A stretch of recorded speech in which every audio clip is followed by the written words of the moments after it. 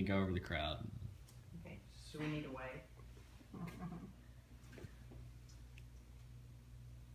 Everybody get a little high. Did you get the And couple get in the yourself? middle? I think so, yes. Okay. All right, let's All do right. it. All right. I would like all of you to imagine what it would be like if your children and grandchildren only saw this dollar bill in a history book. This is not an exaggeration. This is becoming a true reality day by day as we create more technological developments that make it easier for us to pay without using cash.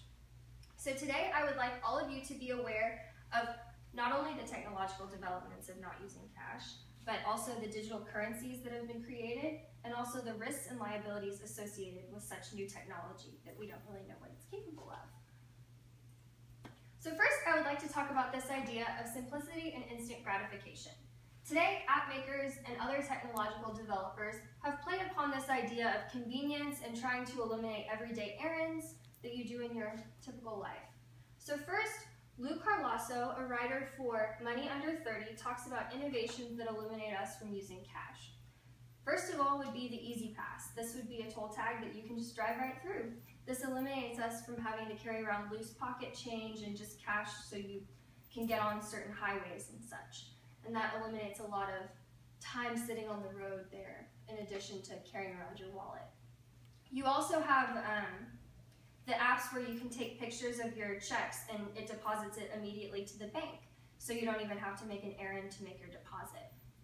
There's also apps where you can pay for services that reduce your wallet necessity. Some apps like this would be Uber, the driver service, and that allows you to enter in your credit card information and pay while you're waiting for your driver, so you don't even have to pull out your wallet to even give the driver a tip. It's not necessary anymore. And you also have the app Pay with Square. This is something that 75,000 businesses use today, and you log in and make an account, and the minute you walk into a restaurant, it opens a tab for you, so you don't have to worry about coordinating with your server on when they want to close it out and stuff, and you just sign off and let them know you paid, and you can walk out the door. There's also the ability to transfer money with particular apps like Venmo. Venmo is something I personally have used. When I went on spring break, I went with 18 girls, and we all went to the grocery store, and rather than have the cashier split everything up, we just did the calculator work, one person paid for it, and we all Venmo'd for the transferred money. And so it saved us a lot of stress and time there. So these ideas of simplicity and instant gratification are something that we use in our everyday life, though we don't really think about. There's also something on the other side of the spectrum called Bitcoin. This is the first sustained digital currency owned completely by the public. There's no third-party bank that you have to go through to verify your transactions. Everything is peer-to-peer. There's also a transparency ledger that allows all of your transactions to be anonymous and coded rather than associated with your name. So it almost kind of gives a vibe of cash, even though you're paying digitally. According to Nicholas Carlson, writer for Business Insider, Bitcoin may have a bigger impact on the world than the internet. And he justifies this with, because you don't need a bank to have the digital currency, it opens it up to 5 billion people that don't have access to banking in their countries and cities where they live. And so you can just get a Bitcoin account and transfer all of your money to Bitcoin instead of your typical currency. And so Bitcoin is something that other companies are starting to think about using, like Google and Amazon, and sooner or later currency will become traded like stock because there will be so many and it'll fluctuate on such a daily basis. But with all of these developments, there obviously are potential risks. There's a lot more that technology is capable of than we may not know on a regular basis. First of all, your bank account information is far more accessible than it has ever been before. Having it on your smartphone is something that people really need to be cautious about. And the first thing you should do is set a password on your phone if you have your credit card information stored. You should also take the additional precautions to secure the particular apps. So Venmo, for example, has a whole security page on its website that lets you know how to set up a PIN and guard your transactions with thumbprint verification and other ways to protect your transactions so people don't just go into your phone and transfer all of your bank account money out of your phone.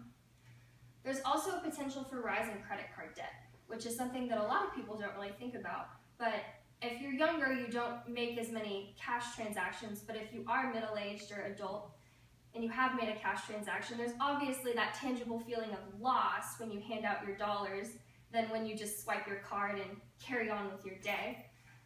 There's also a transparency of purchases that cash has, where you don't track your purchases and your name is not associated, and so everything is very seamless. But when you swipe a card, your name is always associated with it, and this is obviously a danger that we have when everything is virtual and all of your transactions are transparent. So all of these things are things we need to consider and just be aware of when we swipe. So furthermore, I would like to explain to all of you just a recap of the information. I know there's a lot, but there's lots of technological developments out there that have really made our lives more convenient in ways that we can't even imagine or thought about in the past. We're shifting dramatically to the development of digital currencies, and soon we might even have multiple currencies within one country and just trade them around because it's more convenient and we could get more bang for our buck because we're using a different type of coin. And all of these things are good, but we have to remember the risks of going cashless because there are lots of dangers involved because of the fast development that we might not know about yet. And so furthermore, I would like you to consider all of these factors the next time you're trying to spend money and just think about it because there's a lot involved. And so the next time you're thinking about letting one of these things go, it's important to know everything about how cash has impacted us today and the impact that cashless societies have today. Thank you. Very good. Very good. Excellent. Because Catch your breath, dude. There's a lot. I'm trying to fit it in.